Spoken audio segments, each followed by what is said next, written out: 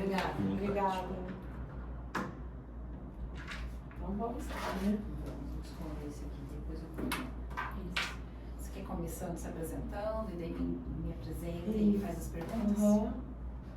Então, meu nome é Jacira, eu sou advogada na área de direito bancário, mas eu atendo muita gente que vem beneficiário do INSS, seja aposentado ou tenha outros benefícios. Então, hoje nós vamos conversar com a doutora Karine, que ela é advogada especialista em direito previdenciário e acabou de lançar um livro, né, doutora Karine? Um livro sobre LOAS, Lei Orgânica de Assistência Social, que eu confesso para você que não sei do que se trata. Então vamos lá, vamos desmistificar. O LOAS, algumas pessoas talvez não saibam, né? Não falar o LOAS, fica assim, o que é LOAS? Mas quando a gente fala no BPC ou fala no benefício assistencial, a pessoa já tem uma ideia, né? Então o LOAS, na verdade, ele é a sigla da lei, a Lei Orgânica de Assistência Social, tá? Nesse benefício, quem tem direito? São pessoas com deficiência, pessoas que não têm condições de trabalhar, não conseguem trabalhar por mais de 2 anos, né? Então, não existe até nós vamos falar mais pra frente sobre isso, uma doença específica que possa requerer ou não, tá? E que a renda familiar não pode ultrapassar 1/4 do salário mínimo, tá? Então, assim, tem algumas regrinhas para a lei.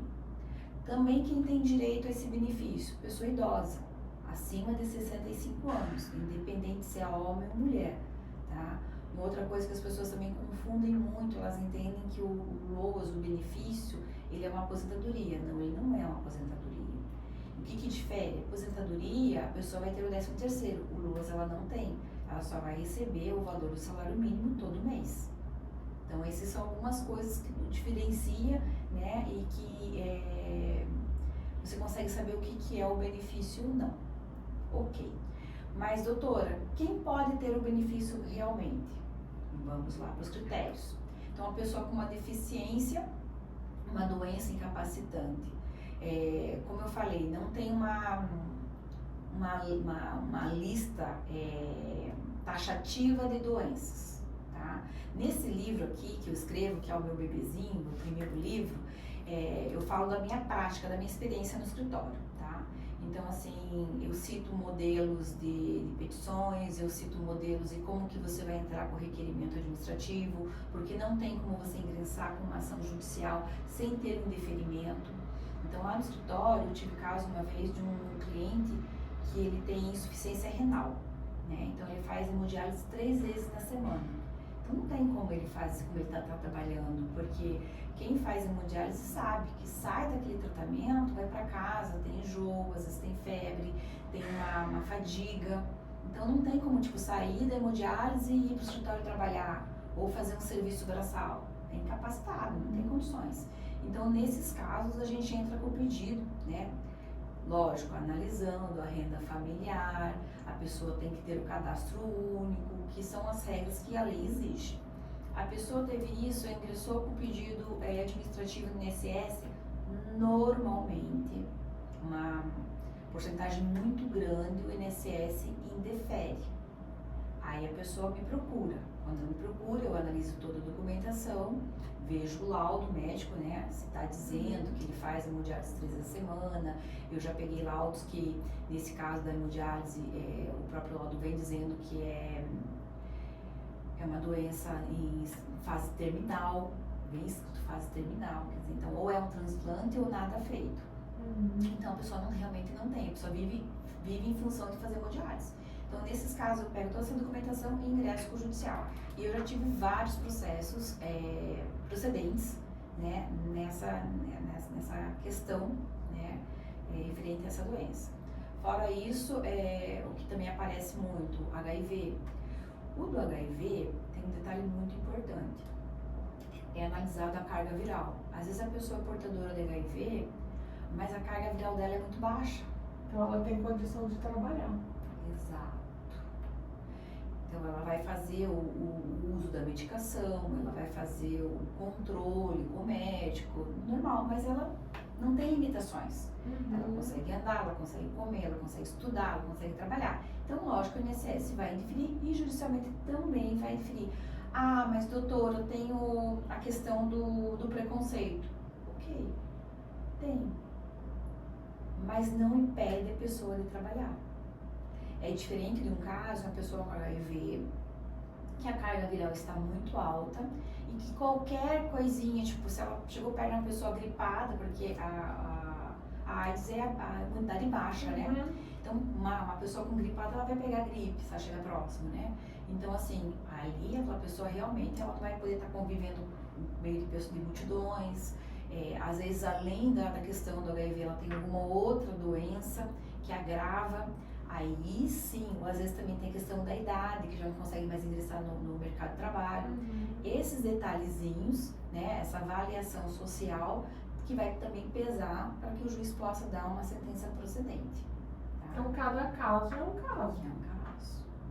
Uma coisa que eu ia te perguntar, mas meio que você já respondeu, é se esse teu bebezinho, esse teu livro, ele é para advogados ou para pessoas que têm a curiosidade, se ela tem direito ou não, ou seja, para leigos. Mas pelo que você respondeu, é um livro direcionado para advogados que queiram aprender mais a respeito do LOAS, é isso? Isso, ele é mais focado para o operador do direito. Entretanto, um assistente social, um leigo que queira aprender mais ou saber mais sobre o assunto também vai conseguir, porque eu tentei fazer uma linguagem mais clara, mais direta, mais específica, entendeu? Para que qualquer pessoa que lesse pudesse compreender. Lógico, tem termos técnicos? Tem, porque é o que a gente utiliza, né? Fazer uma análise de CNIS, que é o extrato de contribuições do segurado, porque o que acontece, principalmente para o jovem advogado, eu tive um caso no escritório que a pessoa me procurou, até por insuficiência renal também, uma menina de 27 anos. Foi que eu pensei na época, falei, 27 anos, idade do meu filho. Muito triste. E daí ela me procurou e falou assim, doutora, eu vim indicada pelo fulano e tal, que ele fez com a doutora, ele também tem o mesmo problema, ele faz tratamento na mesma clínica que eu, e ele conseguiu o LOAS, eu queria o LOAS. E daí eu fui analisar. Aí a primeira coisa que eu faço, eu vou ver a questão se a pessoa tem qualidade de segurado ou não. E ela tinha qualidade de segurado, né? Ela tinha trabalhado, ela estava só sem poder trabalhar por causa da doença. Aí eu falei assim, não, nós não vamos fazer LOAS. Nós vamos fazer a incapacidade temporária e tentar converter para permanente. Então a gente entrou com o pedido e assim, no INSS você não tem como você já de cara pedir a incapacidade permanente, né? Vocês fazem solicitação, eles vão analisar e eles que vão dizer se é permanente ou não. Vai pela avaliação do perito, né? Do médico. E daí eles avaliaram e deram para ela o auxílio doença, que é a incapacidade temporária, por 2 anos. Para daqui 2 anos reavaliarem. Porque o caso dela também é uma questão de transplante. Então, assim, ela está na fila. Pode ser que amanhã surja, pode ser que não. Até ontem que eu conversei com ela, ainda não tinha conseguido um doador. Então, ela fica só fazendo os tratamentos, tá? Então, você vai analisar. Se fosse uma outra pessoa que não tivesse domínio, não tivesse conhecimento, ou ela mesma fosse entrar com o pedido sozinha, e não tivesse uma orientação do servidor, ia fazer o pedido errado. Por quê? Porque com a incapacidade, ela tem 13º. Se eu tivesse requerido LOAS, ela não teria. Então, você falou uma coisa muito importante aí, que eu acho que é o que diferencia na hora de fazer o pedido, que é a capacidade de segurado, né?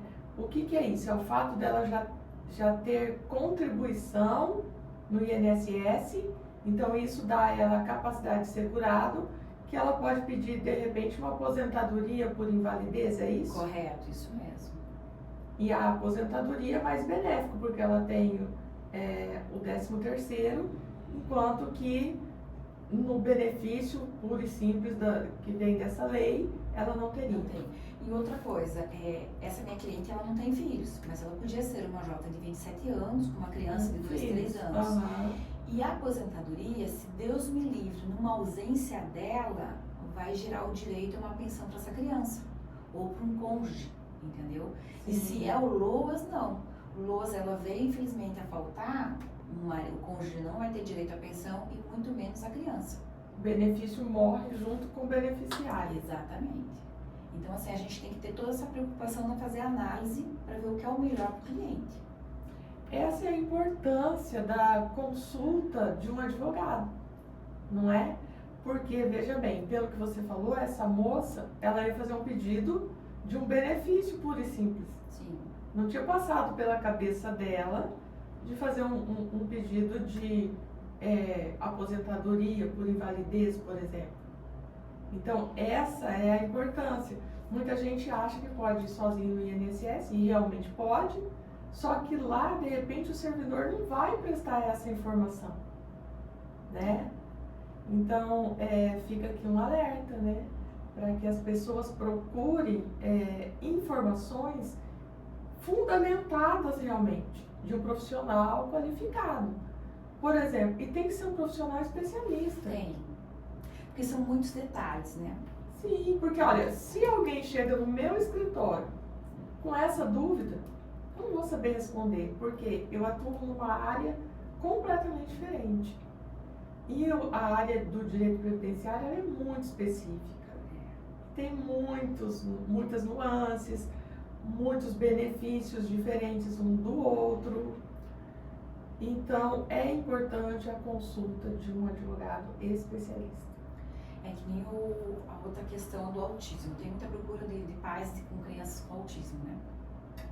Então, assim, o autismo vai dar o direito? Vai. Normalmente, quando se entra com o requerimento administrativo, o INSS, ele já indefere, tá? Tem casos que até ele diz que realmente a criança tem a deficiência por longo prazo, incapacidade total, né? Mas aí, por causa da renda familiar, indefere também. Lá no escritório, o que eu faço? Eu analiso todo o histórico, vejo toda a documentação, vejo a renda familiar. E eu tive um caso que era uma família, era um casal com 2 crianças.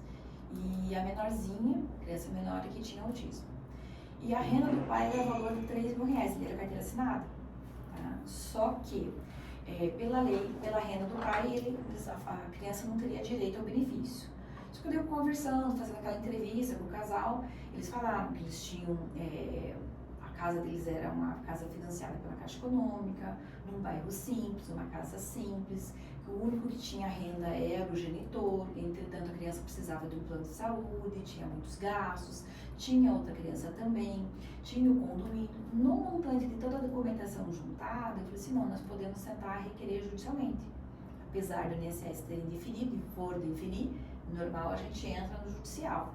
E assim fizemos. Com toda essa prova robusta, aí lógico, vai também, a criança passa por uma perícia judicial, né, com o médico nomeado pelo juiz, vai uma assistente social na residência, tirar foto, conversar com o vizinho, saber como que é a dinâmica da família, põe o laudo no processo. E foi correu todo esse processo, esse procedimento, e ao final o juiz acatou o nosso pedido e deu procedente. Então a criança hoje recebe o LOAS, mesmo a renda do pai sendo maior. Porque até nesse caso foi até interessante, porque o pai estava empregado, mas no decorrer do processo o pai ficou desempregado. E essa criança precisa, porque a criança com autismo, ela precisa de um atendimento multidisciplinar. Sim. Então precisa de um psicólogo, precisa de um neuro, precisa de uma fono. Alguns casos eles acabam orientando para que tenha uma outra terapia para complementar. E isso é permanente. Não tem o quê? Para tentar dar uma situação melhor para essa criança. Então assim, eu tenho muitos casos no escritório também da questão de autismo. É muito interessante, né? E a importância de consultar um profissional especialista, né? Porque eu não imagino quantas doenças, se existe uma lista de doenças que você pode buscar esse tipo de benefício. Então, assim, a importância da consulta, né, de um advogado que possa orientar de verdade mesmo o cliente. E às vezes o cliente vai no INSS, tem o benefício negado e ele se conforma, Exato. né? Quando, você acabou de falar, a análise de toda a documentação pode dar a ele o direito, ainda que com pedido judicial. Vai demorar um pouquinho. Eu costumo sempre falar, o cliente fala, ai doutora, mas o processo demora muito. Eu falo, sim, mas se você ajuizar hoje, o tempo começa a correr a partir de hoje. Quanto mais tempo você protela, né, mais demora o seu resultado. Você me fez lembrar um caso de um cliente que foi no escritório, e daí ela falou bem assim, a criança tem autismo, e daí eu falei que nós ia fazer o protocolo da criança dos atrasados. Ela disse, doutora, vai vir desde a época que nós descobrimos o problema? Eu falei, não, porque o INSS não tem obrigação de saber quando que vocês descobriram o problema da doença. Ele tem obrigação a partir do momento que você faz o requerimento, porque daí ele tem ciência. Sim. Então não tem esse retroativo, ele vai ter o retroativo, os atrasos que a gente se refere no processo, é da data do requerimento. Né? Então assim, se você fez o requerimento, por exemplo, em julho de 2025, e daí vai ser concedido agora o deferimento ou procedência de uma ação, o que vai vir de atrasados é de julho de 2025 a janeiro de 2026. Mas não, mas o meu laudo, que o médico disse que eu tinha um problema, era janeiro de 2024. Não, lá esquece. Não tem. Então fica outro alerta, né? A partir do momento que você tem o laudo, já correr atrás. Já ir ao INSS, já fazer o pedido, consultar um advogado especialista, né? Porque às vezes você está pensando que você tem direito a um tipo de benefício e na verdade você tem direito a outro tipo mais benéfico. Então é interessante consultar um advogado até antes de fazer o pedido administrativo. Outra coisa que eu friso também muito para os meus clientes depois que a gente consegue o benefício e que é até um alerta bom para todos. Quem tem LOAS é obrigatório fazer a atualização do cadastro único. Então ele tem uma validade de 2 anos. Então se você fez hoje o cadastro único, janeiro de 2026, você tem ele tem validade até janeiro de 2028. Entretanto, cada cidade tem uma demanda. Então, o que eu sempre auxilio, não espere janeiro de 2028 para fazer a atualização. Marca 1 ou 2 meses antes, porque tem lugares que você tem que agendar para poder ser atendido no CRAS. Porque a demanda é muito grande daquela cidade. Então, assim, para não ter esse período, porque se você está recebendo um benefício assistencial e seu cadastro único tinha que ser atualizado em janeiro de 2025 e você não foi, automaticamente vai ser bloqueado, você não vai receber. E não adianta correr no escritório do advogado, não adianta correr no INSS, porque enquanto você não atualizar o cadastro único, o benefício vai ser bloqueado. E depois que você atualiza, ele não vai desbloquear automático. Você tem que entrar com requerimento para pedir o desbloqueio. Olha o trabalho que dá. Você vai receber aquele período que você não recebeu corrigido? Ok, vai. Mas aí, você vai ficar sem comer? Sem se alimentar 2 meses? Não tem como. Então, assim, eu sempre oriento clientes, sempre aviso, sempre peço, vai com antecedência, não deixe esquecer, porque vai bloquear. Mudou de endereço, atualiza o endereço, né? Tem as informações tudo certinho, para não ter problema, né, de ter o bloqueio do benefício.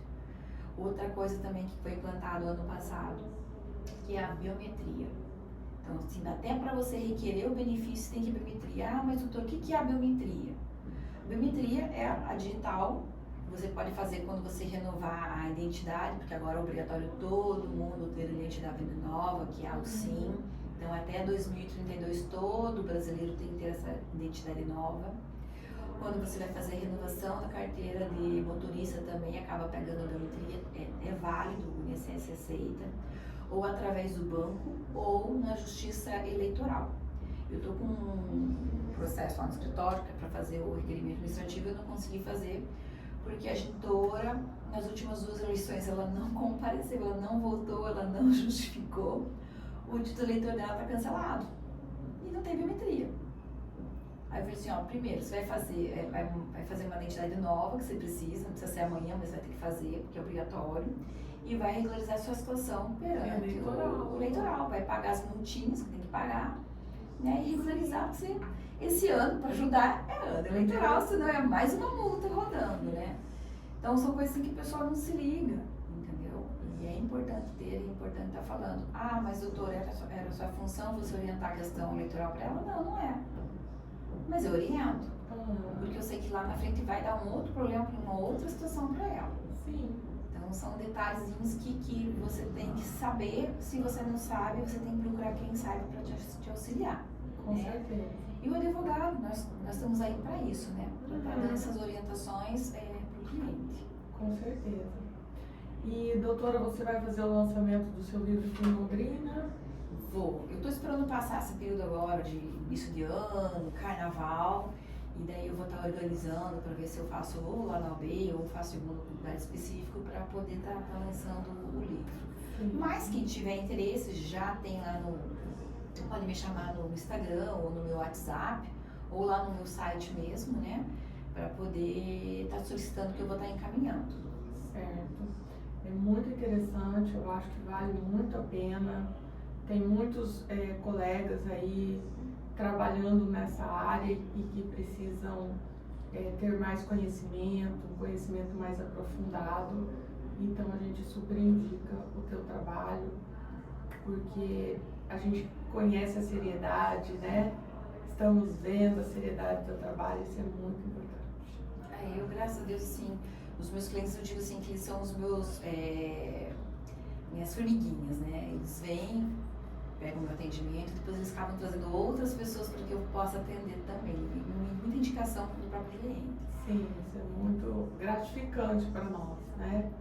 Muito gratificante mesmo. Eu estava até comentando aqui, antes da gente começar a conversar a respeito disso. Muita gente, eu sou da fase analógica. Nós estamos numa fase, a nossa geração é a única que viu toda essa revolução, né? Eu fiz curso de datilografia, depois entrou o computador, depois a internet, e agora esse atendimento, tá todos os advogados no digital e tudo mais.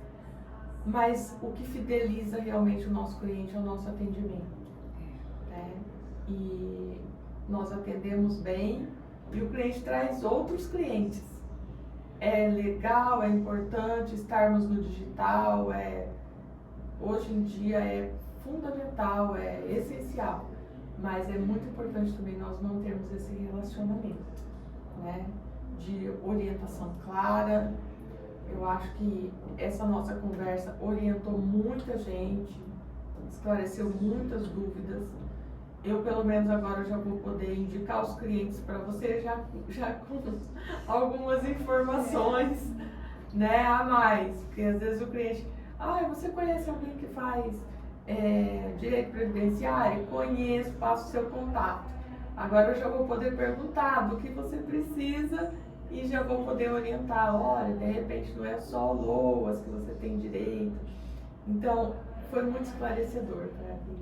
Te agradeço muito por essa conversa. Eu que agradeço por ter me convidado para a gente conversar e poder falar um pouco mais sobre o meu livro e sobre o que eu faço no meu trabalho. Sim, você queria acrescentar mais alguma coisa, mais algum tipo de trabalho que também você oferece no seu escritório? Lá no escritório a gente faz o LOAS, faz a aposentadoria, faz o planejamento previdenciário, que é uma questão que as pessoas ainda não têm essa cultura, mas ele é muito importante.